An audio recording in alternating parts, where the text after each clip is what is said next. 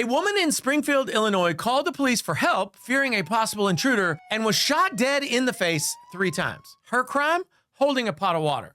And her name? Sonya Massey. You're probably familiar with her story. Body camera video just released of the moment a sheriff's deputy shot and killed a woman in central Illinois. The Justice Department has opened an investigation into the shooting of Sonya Massey in Springfield. Sonya Massey should be alive today. But a lot has happened since the footage of Sonya's death was released, including a murder trial, or at least the first week of it. Hey, I'm America's attorney. I've been a lawyer for over 24 years. I've helped over 2 million people. Today, I'm breaking down what led to Sonya Massey's death, the murder charges against Deputy Sean Grayson, and what's happened in week 1 of her trial. Sonya Massey was a 36-year-old mother of 2 living in Springfield, Illinois. She was described by her family as loving, caring, and dedicated to her children and her church community. In the 48 hours preceding the fatal incident, Massey had made multiple emergency calls as she and her mother sought help during what appeared to have been a mental health and safety crisis. Now, early on July 6th, about 1 a.m., she dialed 911 yet again. 911, what's the address for your emergency? Reporting a possible prowler at her residence in an unincorporated area of Sangamon County, Illinois, just outside of Springfield. Shortly after her call for help, deputies from the Sangamon County Sheriff's Office entered her home. Though no intruder was found during their preliminary check, a confrontation developed inside her kitchen. Deputy Sean Grayson told her to turn that thing off before you burn down the house, referring to a pot of water that she was cooking. Massey picked up the pot, apparently to show that it wasn't boiling over, and said, "I rebuke you in the name of Jesus," which a lot of people say stuff like that at 1 a.m. That's fine. But at that point, Grayson drew his firearm and shouted, "You better not, I swear to God, I'll shoot you right in your face." Okay, I'm sorry. Drop the pot! Within seconds, before Massey advanced, threw the pot, or made any threatening motion, the deputy fired 3 shots at close range, hitting her in the face. Massey was declared dead. The coroner's office ruled the death a homicide. In the wake of the fatal shooting of Sonya Massey, the criminal investigation moved rapidly. A grand jury in Sangamon County indicted former Deputy Sean Grayson on July 17th, so just 11 days later. They charged him with multiple felonies, including 3 counts of first-degree murder, which I'm kind of scratching my head about because he only killed 1 person.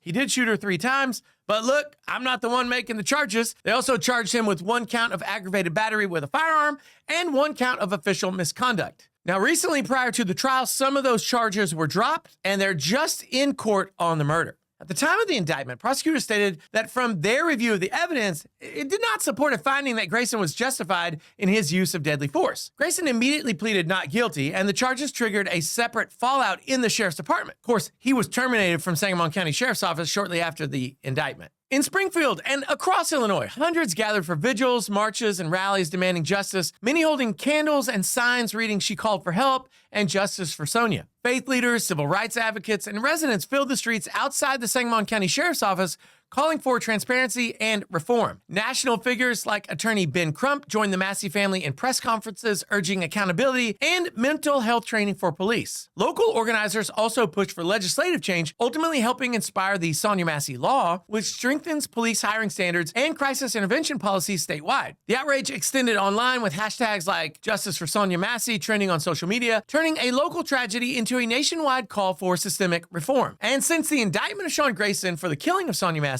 there have been several major developments in the case. The case was originally set to be tried in Sangamon County, but in April of 2025, the court granted a change of venue motion, moving the proceedings to Peoria County to address concerns over pretrial publicity, and then the trial date was set for October 20th, 2025. Now, you might notice that date's already passed. While awaiting trial, Grayson has remained in custody without bond as the question of his pretrial release reached the Illinois Supreme Court. That court heard arguments in mid-2025 about whether he qualifies for release under Illinois' pretrial detention laws, but they allowed him to remain jailed pending trial. Parallel to the criminal proceedings, the Massey family pursued civil accountability. In February of 2025, the family reached a wrongful death settlement with Sangamon County and the Sheriff's Office, for which they received a $10 million payout, and that was approved unanimously by the county board. Obviously, there's no such thing as getting justice through getting money. Her family wishes they could have her back, but I, for one, am super glad that the county stood up and was willing to pay to try to make it right. Now, as I said, it was just last Monday that the trial began,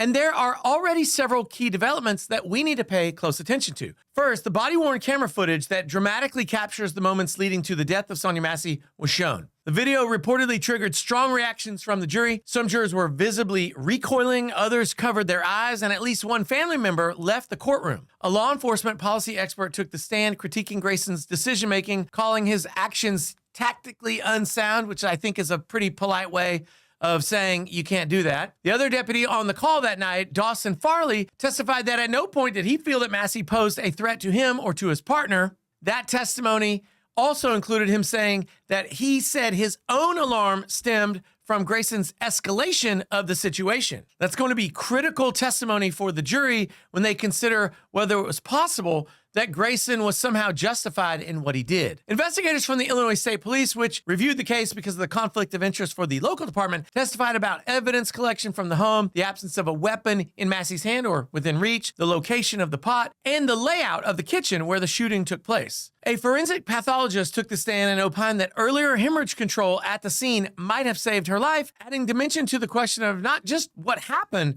but how the aftermath unfolded. Just to explain what the pathologist is saying, he's saying even after he shot her, she might not have died if they had given her better immediate first aid. I'm gonna go get my kit. No, if your headshot, dude, she's done.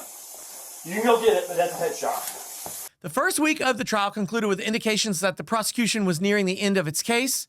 Slide decks, evidence logs, and witness testimony have been largely in place now. On the defense side, in opening arguments, the defense claimed that Massey raised the pot in a threatening manner and that Grayson's use of deadly force was reasonable under the circumstances, though they acknowledged the tragedy. And, I mean, maybe that's an argument that they have to make, but the other cop who was there has already undercut that argument. So that's going to be a tough sell. Jurors were told that the defense would likely begin calling their witnesses soon.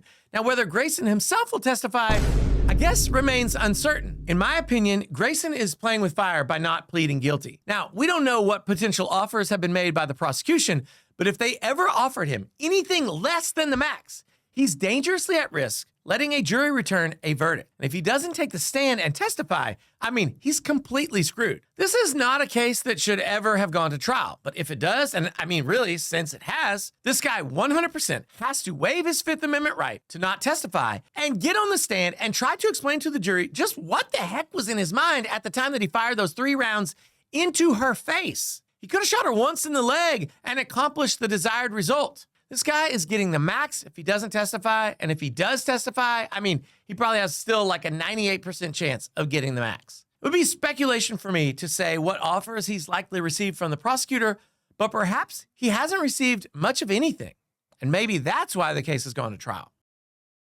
Breaking news out of Illinois, where the former deputy on trial for the shooting death of Sonya Massey just took the stand in his own defense. Sean Grayson telling the jury he felt Massey was a threat. Grayson telling his attorney about that moment, I took it as a threat. His attorney later asking, the only thing you had that you perceived could stop the threat was your duty weapon. He said yes. He later said he approached her because he wanted to make sure she didn't have another weapon, which has been a point of contention among experts in this trial, saying whether or not he should have done that. And then he said she grabbed it, meaning the pot, and raised it above her head and began throwing the pot at me. Grayson actually described Massey as being cooperative, but took Massey saying rebuke you in the name of Jesus as a threat. Grayson says he was trained to use force to gain compliance, and he matched Massey's threat level by drawing his gun. He also testified he approached Massey because he was going to arrest her for aggravated assault on a police officer for holding the pot and making threats. Grayson said he only discharged his weapon when he saw Massey grab the pot, raise it above her head, and throw the pot at him. He said he felt threatened by that boiling pot of water, but we never knew he was even considering or thought about potentially using a taser instead of a gun. He was asked this question on the stand today, and he said that he was worried that a taser wouldn't work because a taser has to go through clothing and actually clutch onto the skin, essentially. A woman who called 911 for help was instead killed by the deputy who answered. And now a jury must decide whether that act was murder or a tragic misjudgment, which of course can also be a type of lesser criminal killing. The case has already reshaped Illinois law. It's led to a $10 million settlement for Massey's family. and it's inspired a national debate over police hiring and mental health response. As the trial moves forward, the outcome will send a message about what justice looks like when those sworn to protect end up taking a life. I'd love to know what you think of Grayson's response that night. Was this an isolated act of rage or a symptom of something systemic? Does it make you less likely to call 911? Hey, do me a favor and drop your pro se opinion down below in the comments and let me know what you think. So if you want more trial breakdowns like this one, you gotta let me know by hitting that like button and sharing this video with your friends. And don't forget to lawyer up with me, America's attorney, by hitting that subscribe button. I'm on the road to 50,000 subscribers. You know who's not on the road with me? About 90% of the people who are watching my videos. So hit the subscribe button. I'll be back soon with more videos. I'll see you then. Don't do any outtakes this video. I didn't have any. Grayson is Drop your priceless opinion.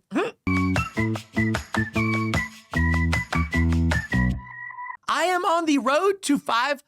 Ha!